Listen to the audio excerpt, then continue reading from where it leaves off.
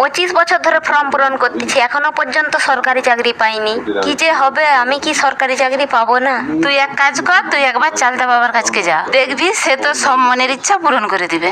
আচ্ছা ঠিক আছে।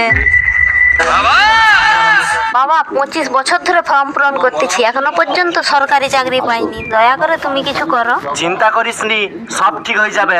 ওই যে চালতা গাছের নিচে পুকুরটা দেখতে পাচ্ছ, ওই পুকুর পাড়ে বসে প্রতিদিন এক মুঠো খুচরো পয়সা নিয়ে এইভাবে ফেলে দিবি। এইরকম 30 দিন করবি, দেখবি তোর স্বপ্ন পূরণ হয়ে যাবে। ঠিক আছে জালতা বাবা।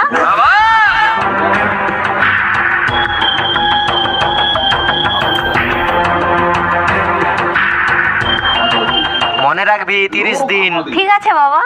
रुको जरा, सबर करो।